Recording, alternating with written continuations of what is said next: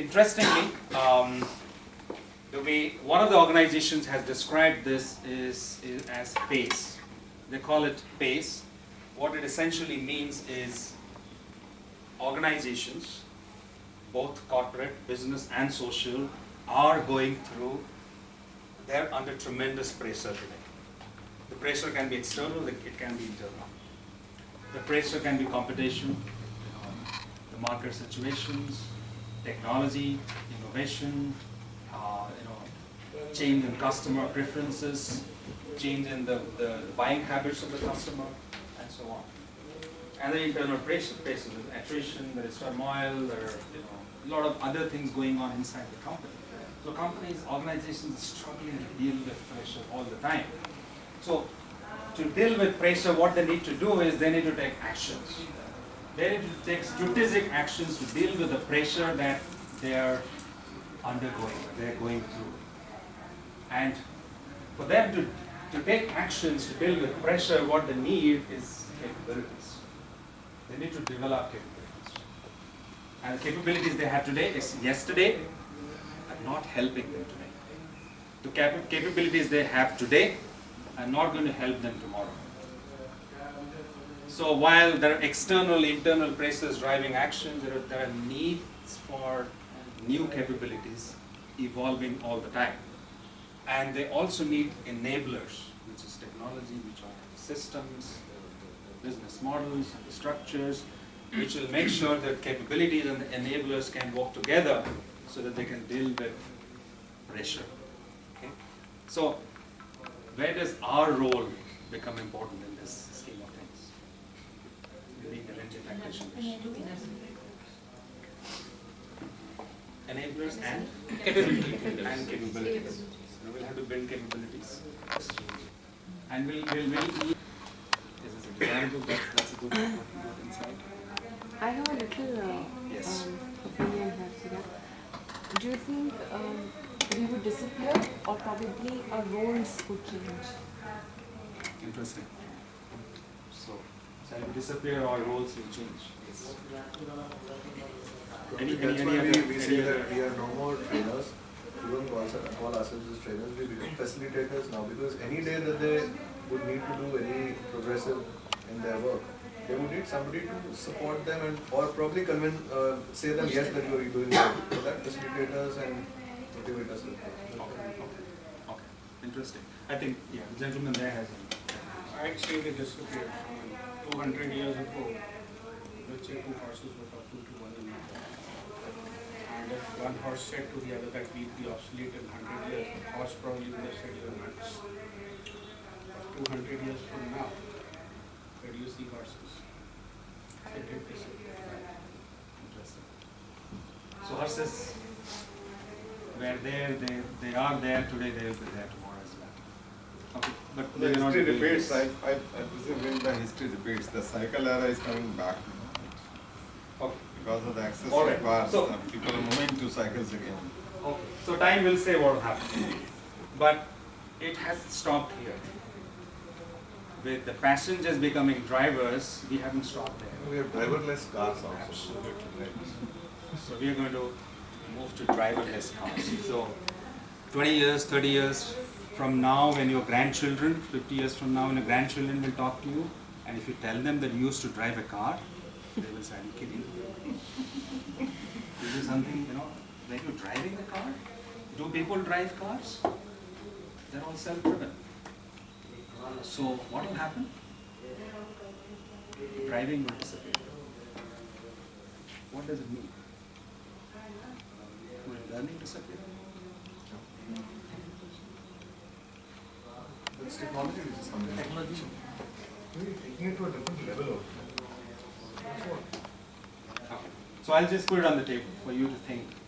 My intention is to provoke you into thinking. I'm not here to give you answers and to questions. But these are questions. Will learning disappear? It may. We don't know. If some jobs disappear, the learning for those jobs will disappear. We don't have to learn those jobs anymore. Like if we have driverless cars, then we don't have to learn how to drive. So similarly, if some of the jobs disappear, we stop learning for those jobs. we might start learning for new jobs. We start building capabilities for new expertise. But learning for expertise that we wanted to have some years ago, we may not need that anymore. Okay? So interesting. So passengers themselves became drivers, learners themselves will become self-learners. The role of the L&D practitioner will change from teaching the learner to facilitation of learning. And we'll see some of those examples as we move on. How can we do that? What differentiation we can bring in. We'll move on. So that's what we have seen, that learning is going to become a self-organizing system. And then let's look at this example. When you used to park your car, of course even today we still do this, but when we used to park your car, if you move on to the next slide, if you are driving the car with your wife, and you are driving, you are the driver's seat, and then you need to park your car, then you have to move it back, then what typically happens? Your wife will get down and then we'll help you, and then say you can move to the next, so she will say, come back, go to the left, and then be careful, you might hit the pillar, and then turn right, and so on. Okay? But yeah, so that's what your wife used to do, and your wife is an SME, a subject matter expert, standing in there and guiding you throughout. But what happens today? If you move on to the next slide. Well, don't say wife will disappear.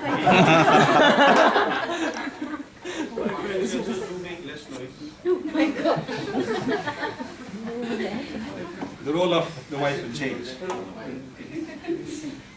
They say left as left and right as right.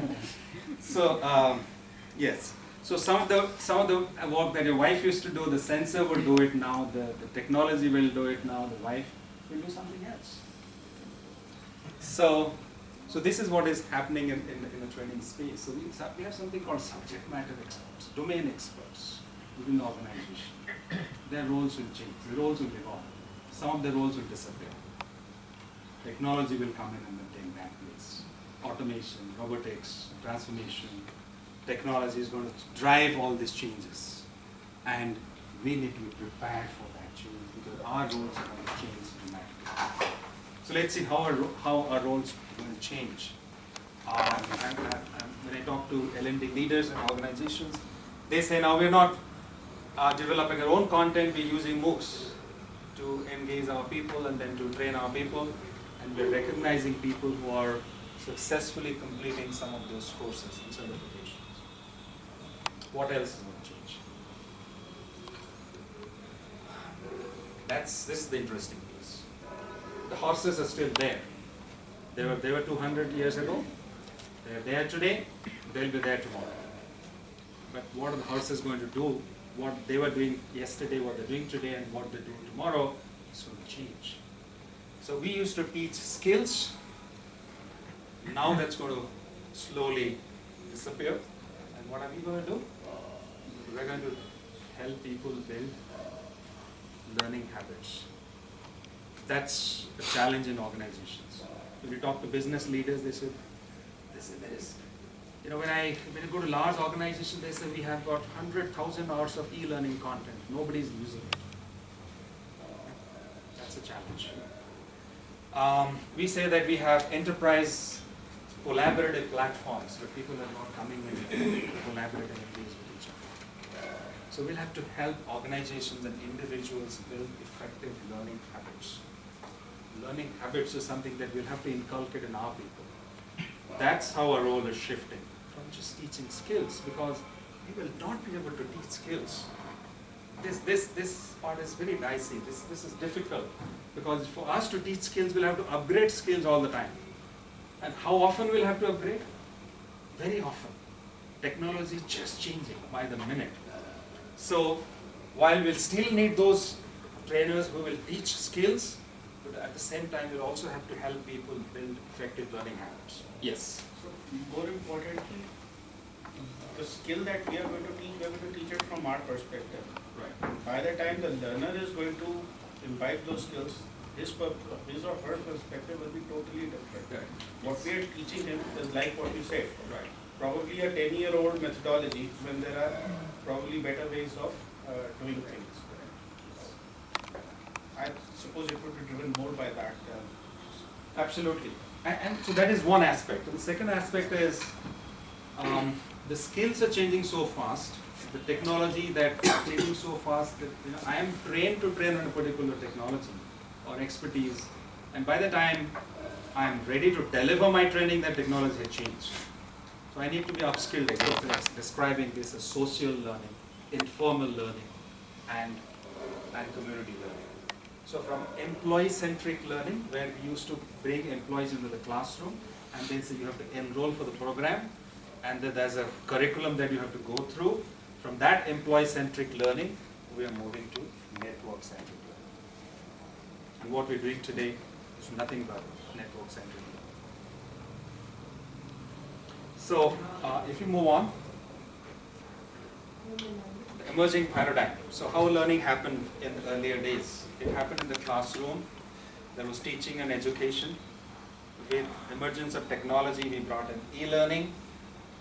Then people say e-learning alone is not effective. Then we brought in blended learning, which is a combination of e-learning and all of that. And then we are in an age which is called network learning. People network with each other, communicate with each other, collaborate through platforms, which is enabled by technology, and that's what network learning is all. And that can happen in large organizations. Hello. Leadership is about inspiring. And if leaders have failed to do that, no matter what kind of revenues they generate for the organization, where to what level they have taken their organization to, they are finished. So that's something that we need to keep in mind. We have to bring people back to the fact that fundamentals have not changed. Fundamentals are not going to change, whether horses are there or not, whether the coachman is there or not, whether we drive or don't drive in future, the fundamentals are not going to change. That's something that we will have to. Can I add something? Yes. I was listening to everyone. Your question was like about the technology part. And So there's a last comment after that. I think I'll try and wrap up with a few things about L&D Global. We can still keep discussing these points when we have the high tea. and just sum it up in a very small Yes. thing. In NASA, we have the best of technologies. Dr. Luis Ignaro, who is the current head of the technology department, last time when we met, he just told me one thing. He's a Nobel laureate for his bringing on all the AIs and all that. He's supplying it to Korea, to all the superpowers. He told me one thing. He said, no matter what, we can have best of the best technology come in for this generation. In the end, This thought gives birth to the concept which is called L&D Global. We can just move on to the next slide. Let's move on to the next one. Yeah. So this thought about collaborative learning, the thought about bringing interactions among people, and the thought about making sure that the power of community can be humongous, and when people come together they can achieve impossible results.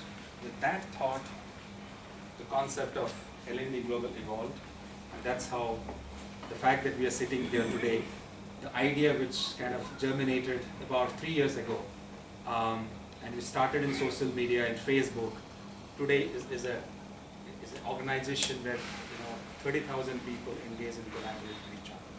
It's a virtual space, and last year we felt the need to bring people together in the physical space, as our friend saying, we need to come together and have the human touch. So that's where we started, decided we'll start forming chapters. Last year we started Mumbai, and then today we're launching Delhi, and definitely let's give ourselves a round of applause for L&D Global Delhi chapter. So our friend Sharad is sitting here, and then he just told me that we'll go back and then let's make Hyderabad happen. So Hyderabad is the next destination. And then our friends in Pune and Kolkata and Bhubaneswar, the other cities, they're really very keen to take this forward. So we'll take this journey forward. So we'll move on. I'll give a quick snapshot of what's a vision. And vision has nothing to do with technology. Just take a look at it. It's about sharing knowledge. It's about building a community where sharing of knowledge comes naturally. It happens very naturally. Sharing happens naturally. Many of our L&D practitioners, people like us, they hold knowledge to themselves. I will not share my content. I will not share my knowledge. I will not share anything with you. My proprietary stuff. Okay? But in this community, sharing happens naturally. Learning and reflection is intrinsic. It happens. Whenever we learn, we also reflect. And elevating each other is the norm. So I am here to elevate you. You are here to elevate me. You are here to elevate each other. To lift each other to the next level. Help each other go to the next level. Not try to move up at the cost of the last one there I want to, making a difference to the world within and outside. So all of us have a world within ourselves and we also have a world outside us. So making a difference to that. And how do you make it happen? That's what our mission is, which is the next slide. Our mission is collaborate, co-create and contribute. So we come together to collaborate, to build a community so that we can collaborate with each other, to co-create, which is knowledge, content, new body of knowledge, new artifacts. And what's the purpose of doing all this? What's the purpose of collaborating and creating this new stuff? The purpose is contribute. We contribute to the fraternity,